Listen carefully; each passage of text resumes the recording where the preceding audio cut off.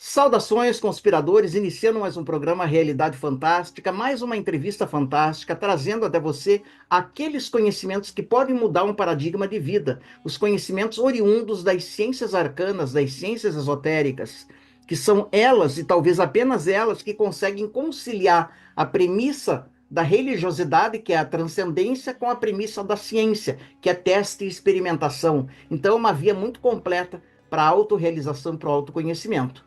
E hoje nós vamos conhecer juntos um grande mestre Sufi que não é muito conhecido no Brasil e que está sendo revelado através de um livro de um grande amigo nosso, que é o Oswaldo Condé, que é escritor, editor, teosofista e Sufi também, da escola Naqshbandi, e que está lançando com exclusividade um livro sobre esse grande mestre Sufi, Ahmed Yassawi, que tem uma vida sensacional e que muito contribuiu para o sufismo. Então, olha, a entrevista está sensacional.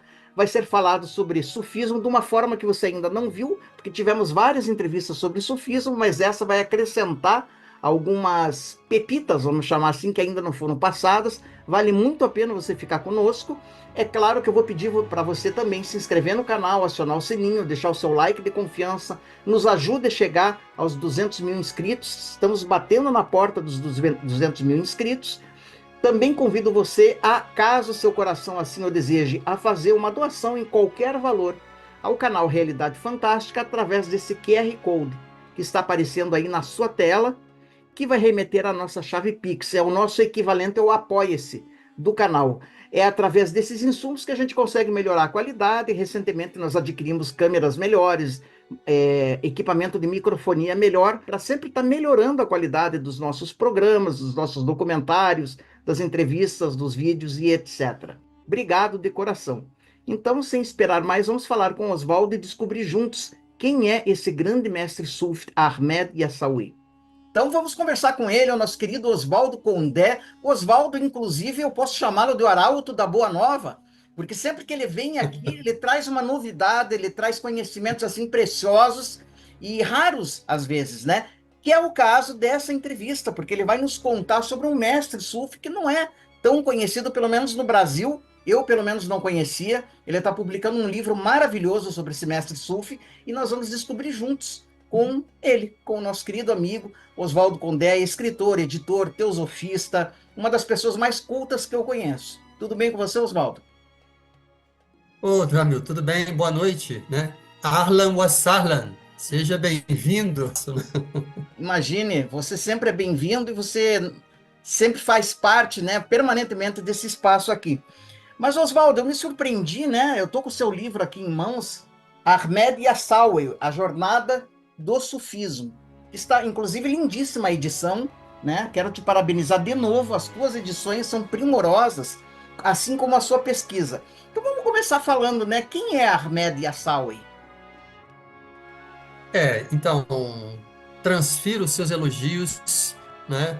Especialmente para a nossa editora, Lívia Borges, né? Que é muito caprichosa, muito cuidadosa com as suas edições, da editora Pró Consciência, que edita os nossos livros, né? Tem exclusividade para a edição dos nossos livros. Bom, Ahmed Yassawi é um mestre espiritual sufi, e o sufismo, como já falamos, é o lado interno, é o coração do Islã, é o lado esotérico do Islã. Assim como a Kabbalah, que é mais conhecida no Ocidente, é o lado esotérico do judaísmo. Assim como os gnósticos, os essênios, era o lado esotérico do cristianismo. Então, Ahmed Yassawi é um mestre sufi do início do século XII, né, da Ásia Central, da região que é hoje conhecida como Cazaquistão, ou seja, estão quer dizer terra, né? É a terra dos cazaques. E ele é muito importante para a aglutinação das tribos cazaques, das tribos turcomenas, que vão mais tarde fundar o Cazaquistão, né? É, porque ele pregava, ele ensinava o Islã e o sufismo em língua turca, né? Aquela região da Ásia Central, que é hoje Turquia, Cazaquistão, Turcomenistão, Azerbaijão, é uma língua, é uma região que fala uma língua turca ou derivado do turco, né? Inclusive, o Gurdjieff falava turcomeno, exatamente por isso que ele conseguia viajar por todas aquelas regiões, porque o turcomeno era uma espécie de latim, né? Daquela área da Ásia Central. O Ahmed Yazawi, ele ensinava, pregava o sufismo em turco. Diferentemente de Jalaluddin Rumi, nosso mestre, o grande poeta e sufi, né? Rumi não era só um poeta, há que se destacar que ele era um mestre espiritual, de enormidade espiritual, que está enterrado na Turquia, em Cônia. Mas Rumi escrevia em persa. Conhecia árabe, naturalmente, obviamente devia conhecer turco, mas ele escrevia em persa, que era a língua mais sofisticada, vamos dizer assim, naquela ocasião. Já Ahmed Yazawi ensinava em turco, assim ele atingia uma faixa mais popular, não é? Agora, me diga uma coisa, Condé, você sabe em que tárika Sufi ele se inseriu ou se insere? Sim, Ahmed Yazawi foi discípulo de Yusuf Hamadani. Você acaba de falar uma coisa muito importante. Dentro do sufismo, a tárika, a, a, a escola a que a pessoa pertence, é fundamental, né? Se a pessoa diz, eu sou um derviche, eu sou um sufi, de que escola? De que tárika, né? A que escola você pertence? Eu pertenço à escola X. A escola Nevilev, a escola fundada pelo filho de Jalaluddin Rumi. Eu pertenço à escola Alawi, né? Eu pertenço à escola Naqshband. Tarika Naqshbandiya, né? Escola Naqshband. O Ahmed Yazawi, ele era discípulo direto de Yusuf Hamadani. Portanto, a escola a que ele pertencia era a escola dos Khwajagans. Khwajagans quer dizer a escola dos mestres de sabedoria. E tudo para mim começa aí. Por quê? Porque um grande amigo nosso, irmão, ex-presidente da Sociedade Teosófica, que você deve conhecer das conferências na TV Suprem, chamado Ulisses Riedel. Ah, sim, claro. Dr. Ulisses Riedel, que é um renomado advogado e que já foi até senador da República e ex-presidente da Sociedade Teosófica, ele deu de presente este livro, que é Helena Blavatsky, Teosofia e Sufismo, que é uma obra nossa, onde nós analisamos as conexões de Blavatsky com os mestres sufis e com os místicos do Islã.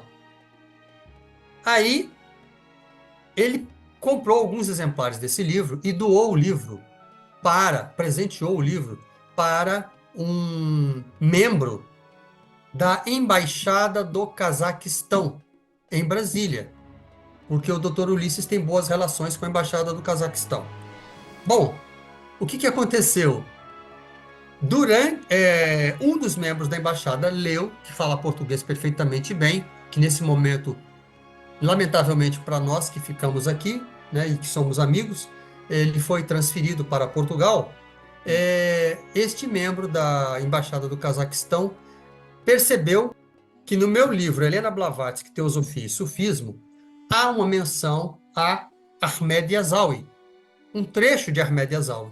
Então ele solicitou-nos, ele quis me conhecer, nós tivemos um contato pessoal e ele me pediu que fizesse uma conferência sobre Ahmed Yazawi na Sociedade Teosófica. Eu fiz a conferência e no desenvolver das pesquisas para essa conferência, nós então produzimos Ahmed Yazawi, A Jornada do Sufismo, o Mestre de Sabedoria do Cazaquistão, né?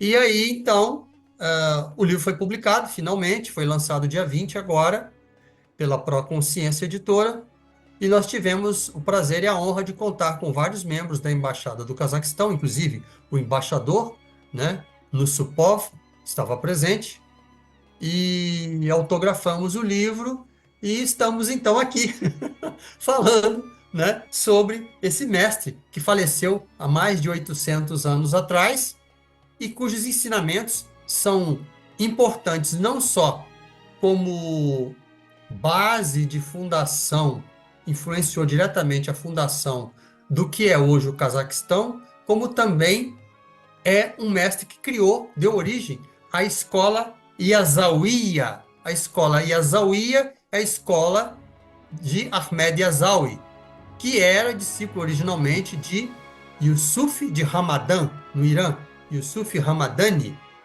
que foi o criador da escola dos mestres de sabedoria. Daí a ligação, a referência a mestres de sabedoria, que vai aparecer depois em Helena Blavatsky, Isso é em sensacional. 1875. Inclusive, isso é a ponte para a gente perguntar para você, qual que é a importância teosófica do Ahmed Yassawi? A importância teosófica do Ahmed Yazawi não só é porque ele nasceu dentro de uma escola, de uma tárika, cujo a denominação é a escola dos mestres de sabedoria, não só essa ligação, vamos dizer assim, se não é uma ligação direta com a teosofia, é uma ligação arquetípica com a teosofia, como ele em si manifestava um comportamento teosófico da busca da sabedoria divina, da aproximação do sagrado, bem como tinha um profundo respeito e consideração com pessoas de outras tradições, né? Ou seja, o primeiro mandamento teosófico da teosofia moderna, o primeiro dito, ditame da sociedade teosófica qual é? Fundar um núcleo de fraternidade universal sem distinção de casta, credo, casta ou cor, religião, filosofia. Isso Ahmed Yazawi fazia 800 anos atrás. E tem outro aspecto também que é importante, que é o fato, nos três princípios da sociedade teosófica, que são fundar o núcleo de fraternidade universal, estudar comparadamente ciência, religião e filosofia, e o terceiro que é estudar os poderes ocultos latentes no homem e na natureza. Ora, Ahmed Yazawi era dotado de Karamat. Karamat quer dizer poder psíquico. O que na tradição yoga é chamado de siddhis. Ahmed Yazawi tinha poderes transcendentes. E algumas dessas histórias que se conta sobre ele demonstram esses poderes, né? Você pode contar uma? Eu vou contar uma que realmente é extraordinária.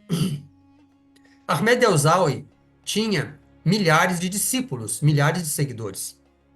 E um scholar, um erudito, ficou sabendo que ele tinha milhares de discípulos, só que ele foi difamado.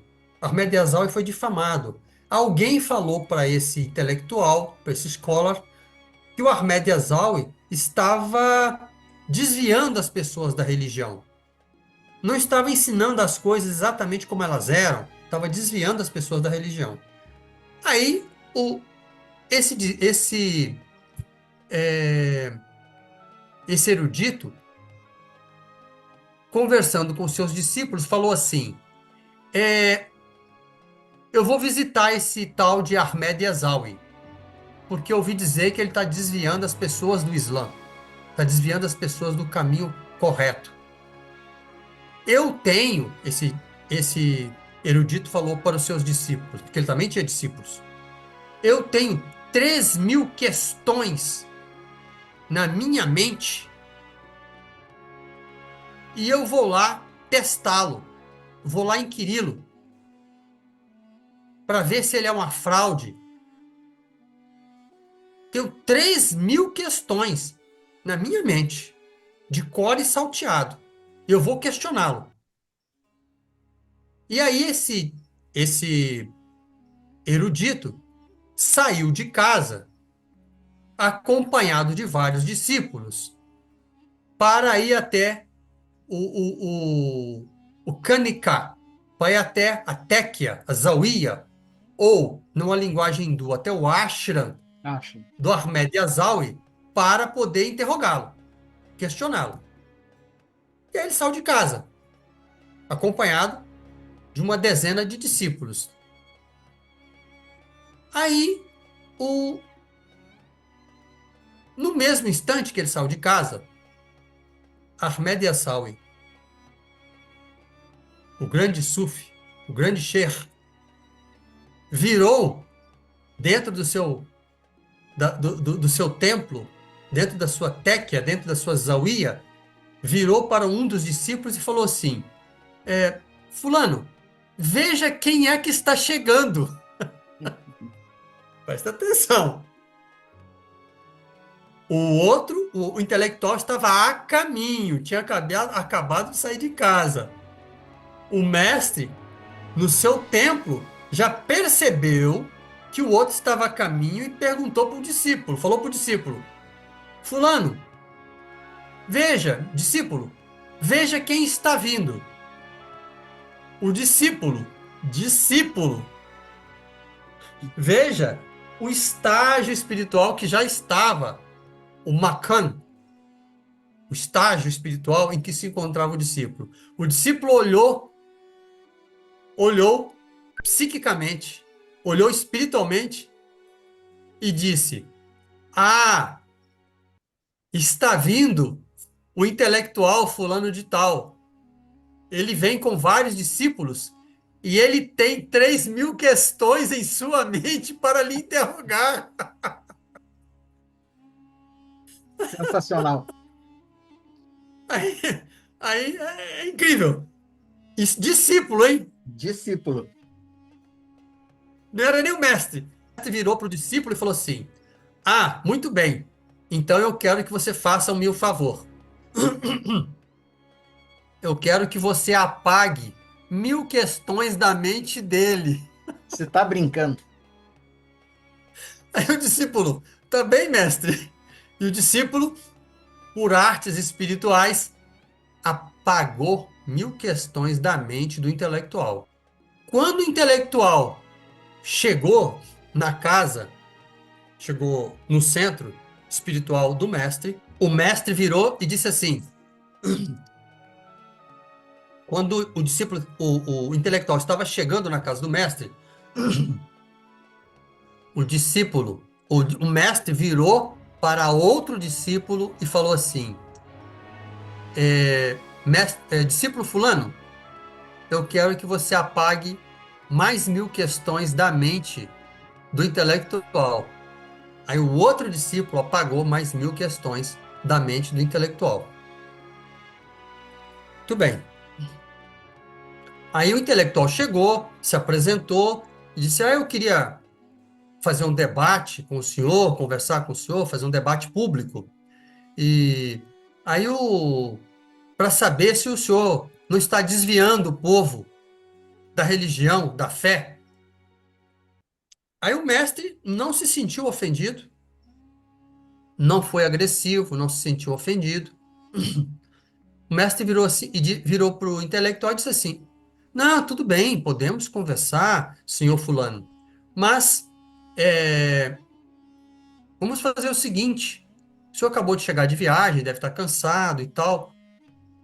Se hospede conosco durante 3 dias, e daqui a 3 dias eu vou mandar preparar um palco, um púlpito, e nós então faremos o debate. O intelectual não tinha nada a perder, né? Então, bom, tudo bem, então pode ser. O intelectual chegou arrogante e o mestre tratou ele com cordialidade. Dentro da tradição sufi existe uma coisa chamada adab. Adab quer dizer cortesia espiritual. As pessoas têm que ser tratadas da forma correta, com respeito, com dignidade. Especialmente os mestres espirituais, Sim. né? As mães, as mulheres, as crianças, os idosos, né? Aí o intelectual aceitou a proposta e foi descansar. Aí passou 3 dias, teve, né, comes e bebes, jantar, tal, chá, né? Mas nenhuma conversa, nenhum debate. Aí, no dia do debate, o intelectual pegou os seus livros de referência e ele não tinha percebido que lhe faltavam 2.000 questões na mente. Ainda tinha 1.000 questões, então ele não percebeu essa falta. Aí, pouco antes do debate, o mestre vira para um dos discípulos e fala: discípulo fulano, eu quero que você apague as 1.000 questões restantes da mente do intelectual. Aí o discípulo fez uma invocação, né? Fez uma oração, fez uma invocação e apagou as 1.000 questões da mente do intelectual.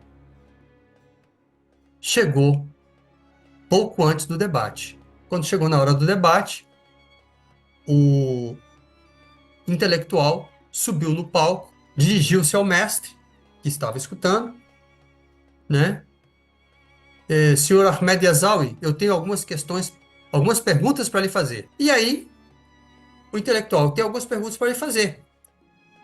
E eu queria lhe perguntar o que o senhor pensa sobre, Hum. sobre, sobre... E ele não conseguia se lembrar de nada, de nenhuma das 3.000 questões que ele sabia de cor e salteado. Aí ele correu para os livros e foi olhar nos livros para tentar achar algumas referências, algumas perguntas. Os livros estavam em branco, Que coisa, tudo apagado. que coisa. Aí, como se diz em bom português, numa gíria moderna, foi que a ficha caiu. Que ele não estava lidando com o reles intelectual.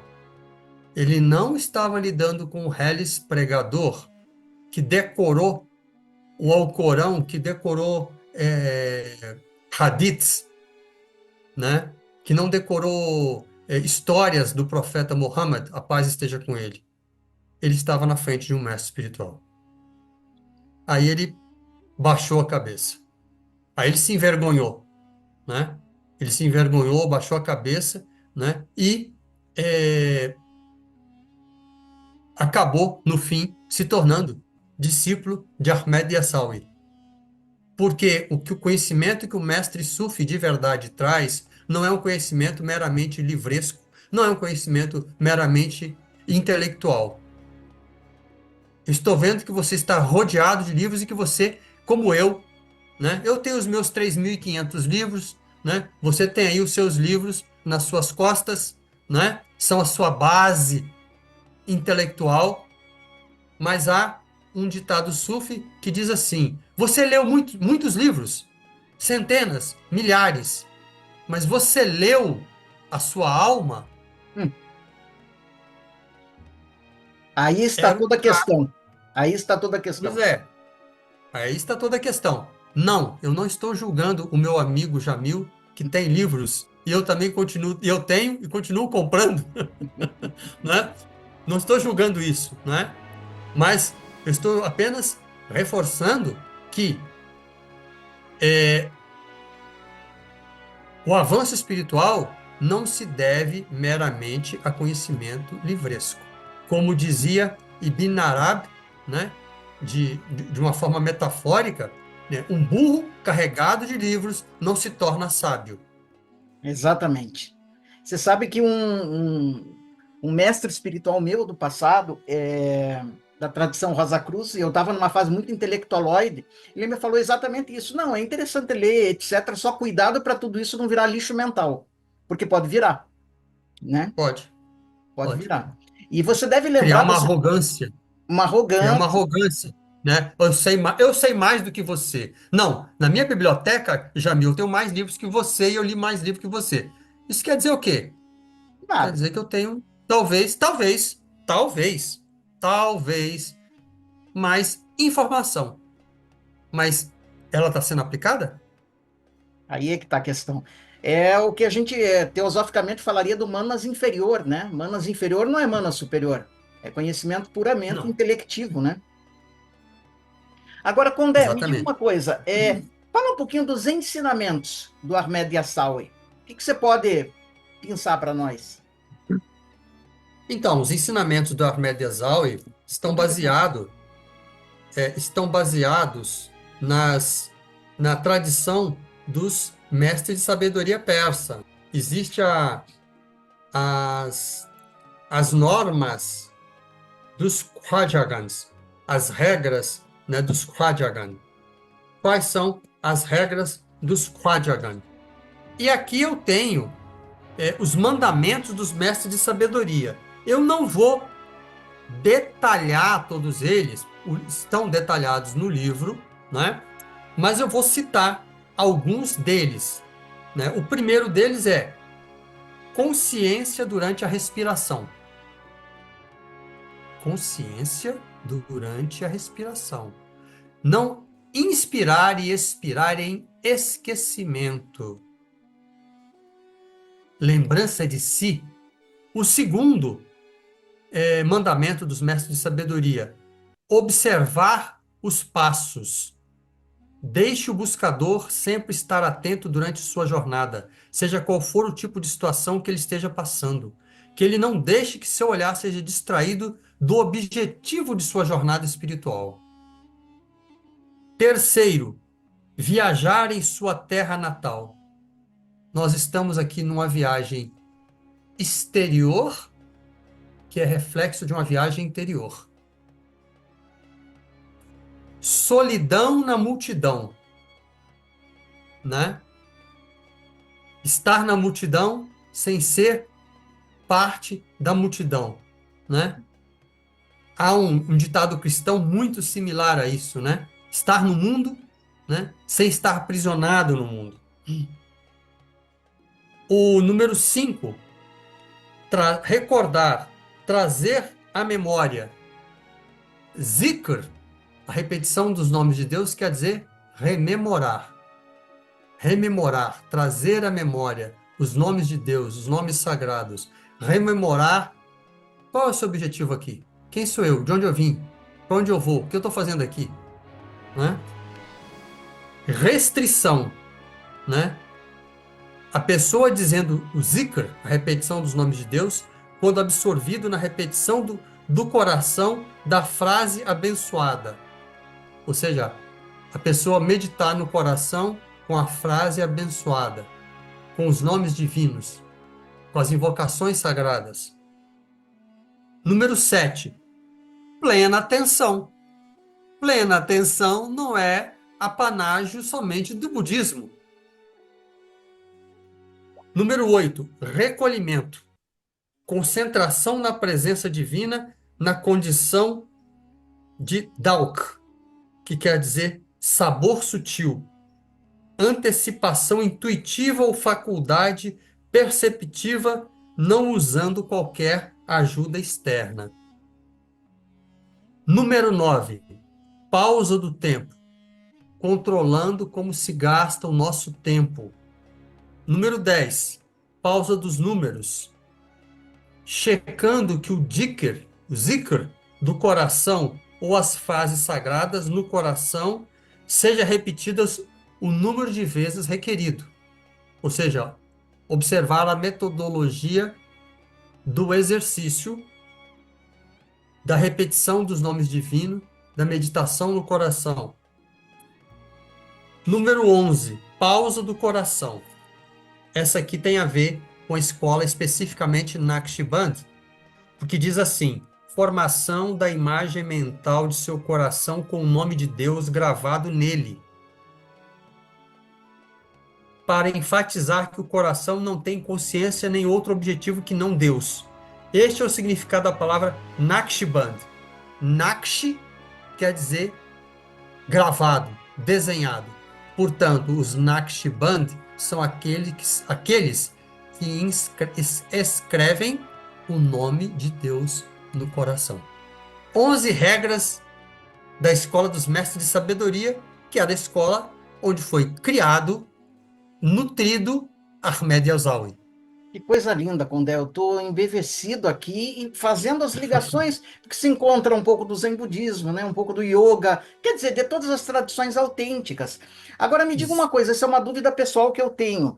Uma pessoa que se inicia numa outra tárika, por exemplo, a pessoa é um Mevlev ou se inicia na Kadira, é Kadira que Sim, se chama? Mas ela Kadiri. recebe também, de repente, a tradição de outros mestres sufis, de outras tárikas, elas são intercambiáveis ou ela tem que fazer um complemento de ensinamento? Eu não diria que tem que fazer um complemento de ensinamento, mas os sufis, eles são muito abertos, né? Muitas vezes, um mestre treina um discípulo até um determinado estágio e diz: olha, você deve procurar o mestre fulano de tal. O seu trabalho aqui está encerrado, o meu trabalho contigo está encerrado. Você deve procurar o mestre fulano de tal. Então, aquele discípulo, aquele murid, vai procurar um mestre que foi indicado pelo seu mestre, que pode ser de outra escola. Pode ser da mesma escola, ou pode ser de uma outra escola. Pode ser uma variante. Entendeu? Então, existe essa liberdade, né? Porque um mestre de verdade não se considera, Jamil é discípulo do Oswaldo. Não, o Jamil é meu. Não, o Jamil não é meu. Ele está. Tinha um político brasileiro que dizia: eu estou ministro, não sou ministro, né? Então, Jamil é meu discípulo. Não, ele é meu discípulo, mas não é minha propriedade, né? Então, o mestre tem uma visão espiritual que faz com que ele enxergue aonde o discípulo está e aonde ele pode chegar. E se ele precisar receber treinamento em outra escola, ele receberá treinamento em outra escola. E ele pode voltar para aquele mestre depois ou não. Isso é interessante e com certeza eu creio que no cume de todas as tárikas você tem a mesma sabedoria, né? Há uma fusão da sabedoria. É uma pirâmide, né? No cume da pirâmide, tudo se encontra. Os mestres estão no cume da pirâmide. São os discípulos que estão na base e que às vezes brigam entre si. Mas os verdadeiros mestres, você já ouviu falar que Rumi brigava com algum outro mestre sufi? Não, não. Que Ahmed Yazawi, que Bahauddin Naqshband brigava com outros mestres ou com pessoas de outras religiões? Não. Quando Rumi morreu, milhares de pessoas foram no seu enterro.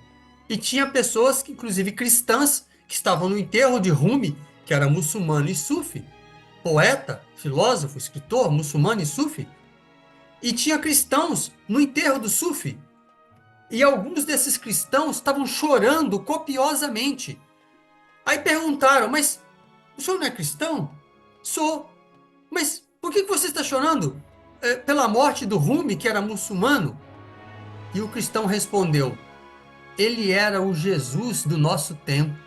Que coisa, que coisa, sensacional. Agora, Condé, eu Né? estava lendo seu livro e acontece um fenômeno muito interessante que outro buscador espiritual, o Paul Brandon, ele Aham. falava que ocorria, que você conecta a egrégora. Não é só quando você lê com o coração, você meio que conecta, né?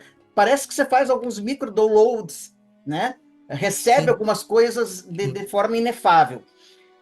Gostaria que você, que está nos acompanhando, também tivesse a experiência desse livro maravilhoso, um livro verdadeiramente iniciático.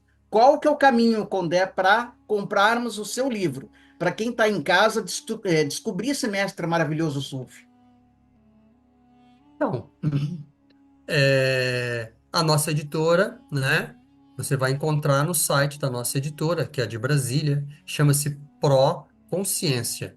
Editora Pro Consciência. Brasília colocou isso nos sites de busca, você vai encontrar ah, todas as informações sobre o livro do Ahmed Yazawi, sobre o livro de Blavatsky e o sufismo, e também sobre o livro do Emir Abdelkader, né, o grande mestre sufi argelino. Diga-se passagem, há 2 semanas atrás eu tive a honra inesperada de encontrar a bisneta do Emir Abdelkader em Brasília, Que né? Ela maravilha. trabalha na Embaixada da Argélia em Brasília.